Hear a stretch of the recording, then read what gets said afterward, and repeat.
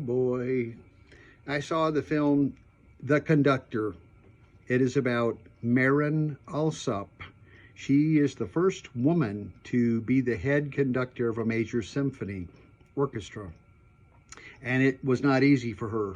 Lady fought long and hard for many years, apprenticing with Leonard Bernstein, of all people. Yeah, he was her maestro, as she referred to him in the film.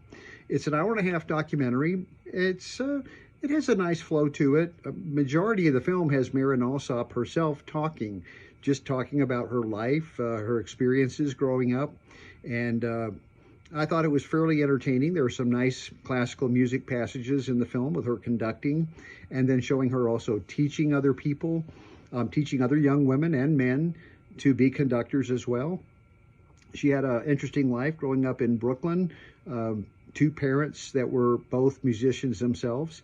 And she was an only child, but she was also kind of neglected, fairly neglected by her mother and father, apparently, and, had a lonely upbringing. But she's a very, very gifted, very loving, sharing woman. We see her partner, she's a female partner, and they have a son who in the film is already a teenager. And so they just show a little bit of her personal life, not a whole lot, but mostly her professional career, how she's traveled all around.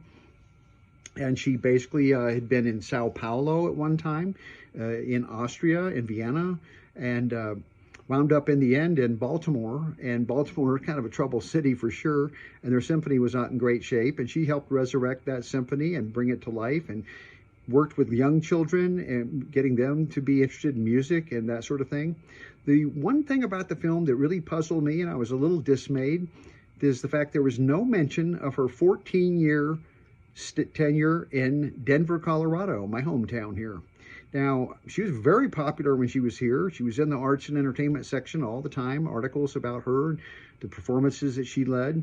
I saw her several times. I'm not a real big classical music listener, but I do love some classical music, and I went to several great performances there, and really enjoyed her leading the orchestra. And she's a very powerful woman, very dynamic, very vibrant in her expressions when she conducts the orchestra. And there's literally not even a mention of Denver, Colorado. 14 years she was here.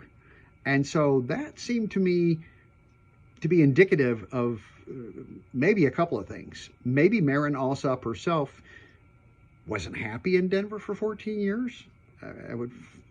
I'd be surprised to believe that. Why would she be here 14 years if she didn't like it?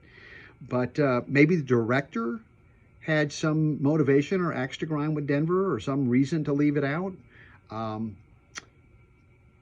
Just don't know. I've tried to research it a little bit online to find out how come Denver wasn't mentioned, because again, I kept hoping and expecting to see that part of the film, and she goes to Denver and gets her career off the ground. She was the first conductor and music director in Denver. So she was in charge. As far as I know, she was the top honcho, the top conductor, and that ought to have warranted some mention in a documentary that purportedly covers this woman's life overall, a biographical documentary, and particularly her professional career, being the first female conductor of a large symphony orchestra, and not a mention. So, yeah, not like I'm really angry about it or anything. I'm not. I don't really care. It's just a documentary. I think the documentary would have been better quality had they spent 10 or 15 extra minutes and covered her Denver years. I don't know if any of you out there have seen the film. What do you think?